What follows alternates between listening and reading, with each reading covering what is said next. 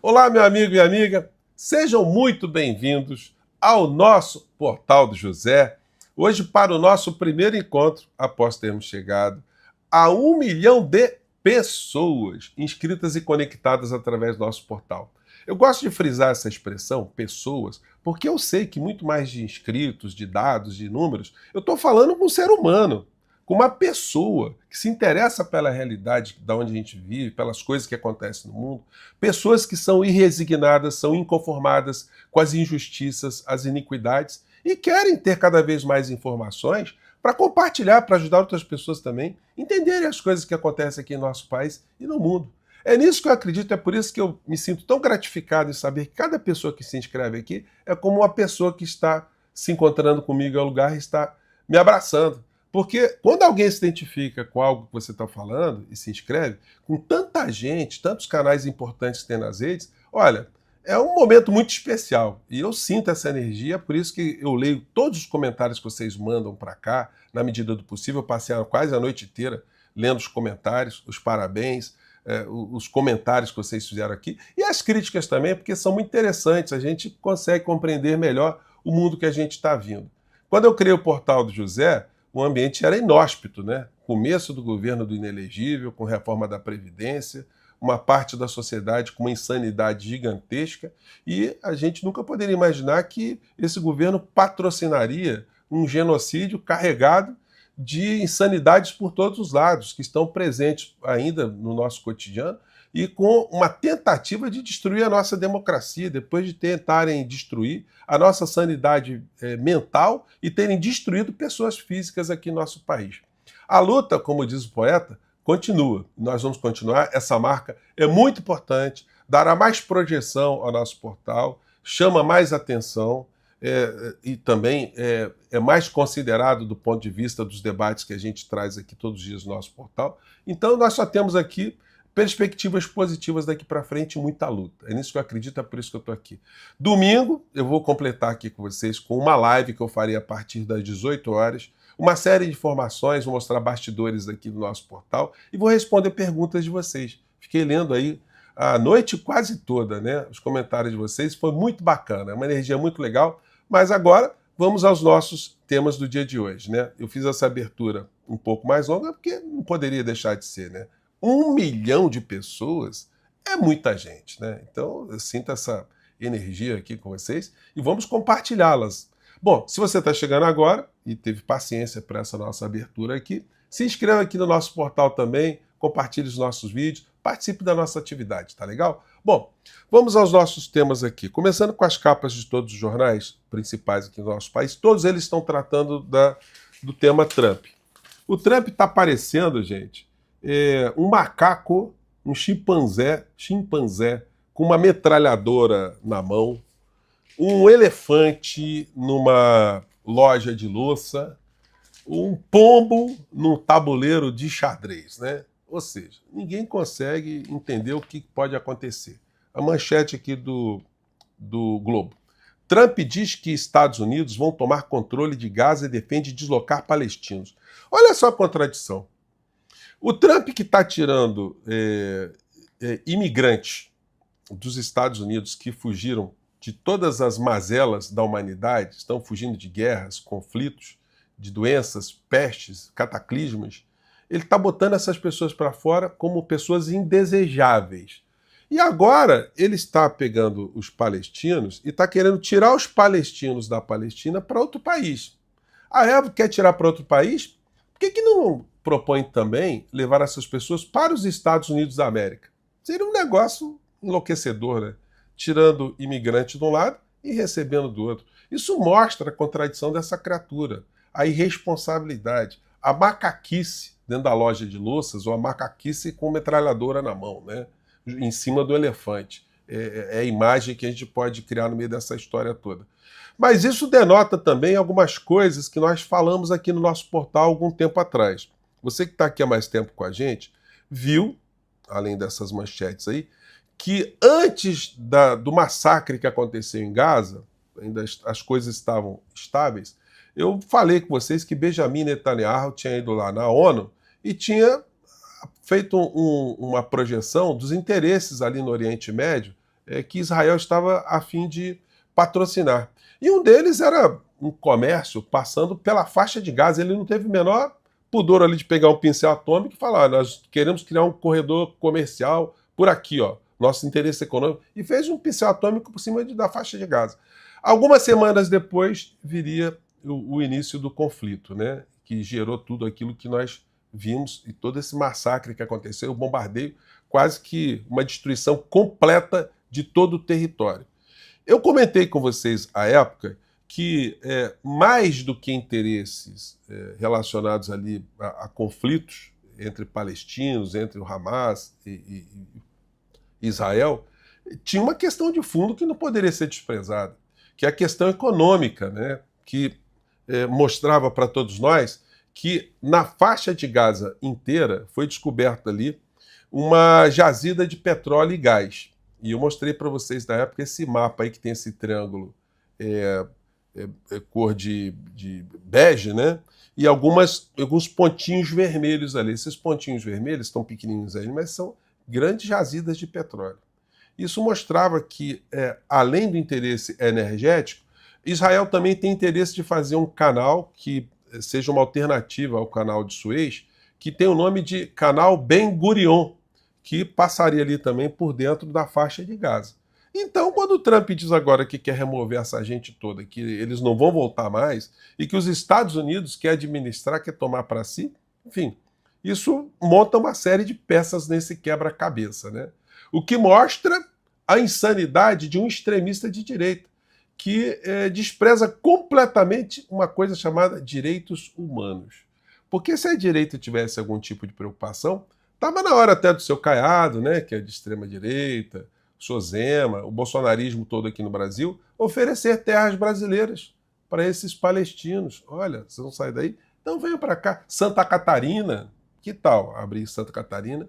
Um espaço para 1.800.000 refugiados palestinos. Que tal Trump abrir um espaço nos Estados Unidos, um país grande, para receber 1.800.000 palestinos, né? Isso eles não querem. Eles querem simplesmente tratar as pessoas como se fossem objetos a serem destruídos. Não é por outra razão que alguns analistas têm falado que esse tipo de proposta visa uma limpeza étnica, né? É o que nós estamos vendo aí. Nós vamos ver mais debate sobre isso. O presidente da República fez hoje uma entrevista com várias rádios de Minas Gerais, ele tocou no assunto e isso foi pinçado pela mídia. Eu vou repercutir com vocês mais tarde, porque a live foi... essa entrevista foi bastante longa, tem coisas muito interessantes ali. Sobre esses conflitos que nós estamos tendo no Brasil, eles têm conexão também com isso que está acontecendo lá fora. Governo Trump revoga status de proteção para venezuelanos. Sacos de lixo, já mostrei isso para vocês. Outros jornais estão repercutindo isso também. Secretária nomeada por Trump chama venezuelanos de sacos de lixo. E eu conversei com vocês que essa expressão não é direcionada somente a venezuelanos, não. A todos os latinos imigrantes, porque eles não fazem diferença nenhuma, gente. Eles sabem o seguinte, não é americano raiz, não é supremacista, não é raça pura, então é coisa de quinta categoria, desprezível. Só que os daqui, eles não sabem disso ainda. Eu mostrei para vocês essa criatura aqui, e agora ele está com esse vídeo aqui. Surge mais uma chance de virar o jogo. Ele está todo empolgado porque há uma perspectiva de alguns deputados de extrema-direita dos Estados Unidos virem para o Brasil. Mas eles já estão nessa pegada há muito tempo, né? Não veio ninguém para cá. Até porque não tem jurisdição nenhuma. Eles acham que o Trump, por estar fazendo essa maluquice toda mundo afora, que colocará o Brasil como prioridade nessa história toda. E aí eles colocou um vídeo, vejam só a contradição, dizendo que a soberania do Brasil foi ferida. Perceba só esse trecho aqui e vamos denotar aqui a abissal ignorância e mau caratismo dessa criatura. Vamos lá.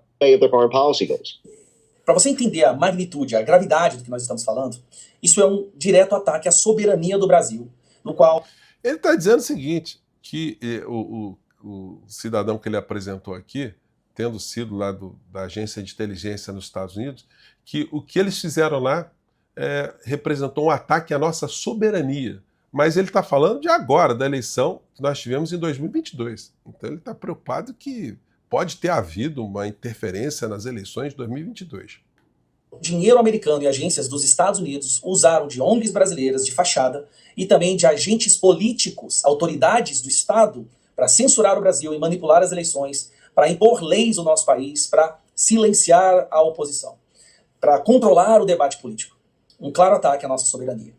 Gente, eles são tão hipócritas, tão bandidos, os mesmos que vão para fora do nosso país tentar fazer com que o Estado norte-americano intervenha na nossa realidade, ferindo a nossa soberania, são os que estão dizendo agora que a nossa soberania está sendo ferida ou foi ferida de alguma maneira, né? Aqui são várias fotos dessas criaturas fora do nosso país, com bandeirinha dos Estados Unidos, com bonezinho. Vários moram nos Estados Unidos, vários estão refugiados, entre aspas, nos Estados Unidos, e vários estão foragidos da justiça nos Estados Unidos. Fazem seus programinhas sempre com bandeira dos Estados Unidos da América. Então, quem são essas criaturas para falarem de soberania?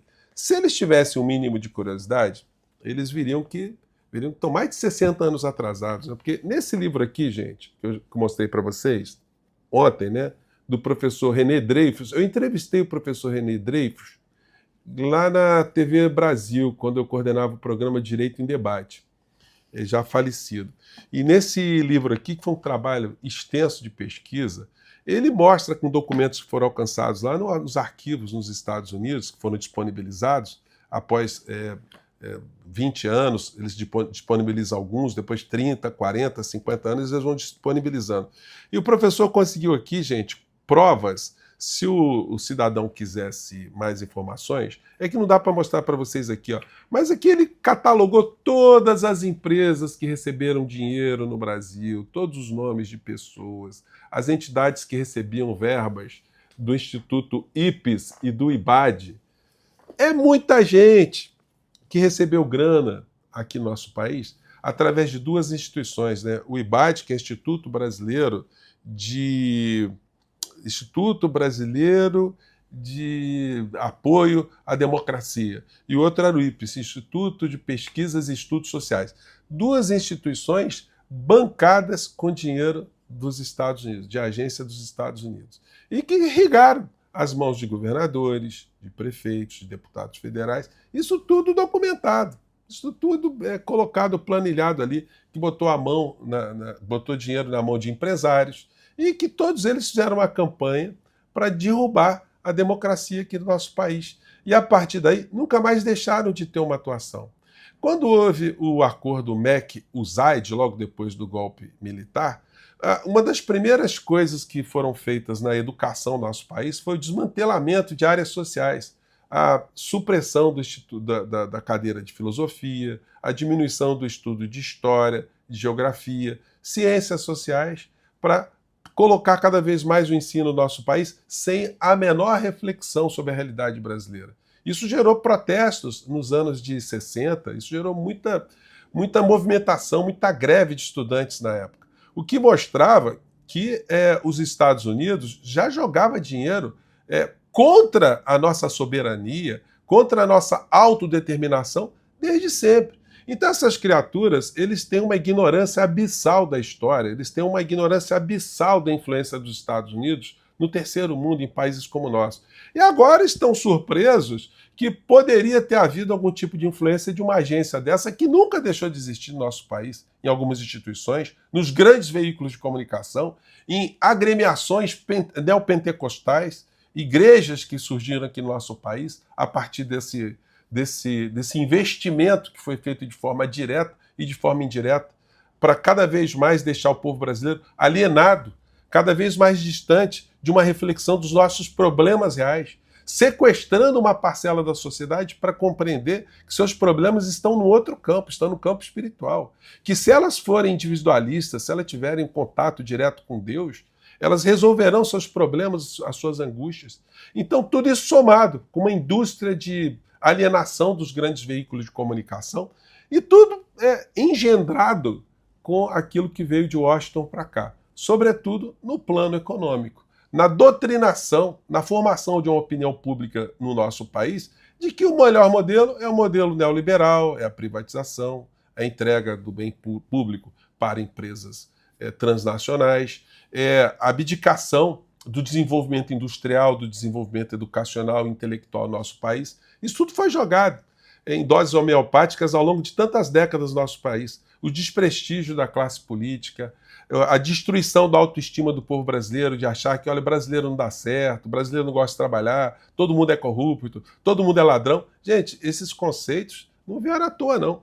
São décadas e décadas de controle e de propaganda e de dinheiro que essas agências despejaram, não só no Brasil, mas em outras partes do mundo também. Agora, resta aos bolsonaristas enlouquecidos eles buscarem informações disso que eles estão dizendo. Ah, então teve lei no Brasil que foi alterada para favorecer a esquerda. Eles acham que tudo é esquerda, que não é bolsonarista para eles é esquerda, né? Todo mundo é esquerda. Banqueiro é esquerda, Roberto Marinho é esquerda, os empresários são esquerda, todo mundo é esquerda. Menos eles, evidentemente, né? E aí a culpa do mundo, das agruras do mundo, tudo cai na conta da esquerda. Então, essa gente reúne a cretinice e ostentação e uma burrice abissal. Aí fica difícil, né?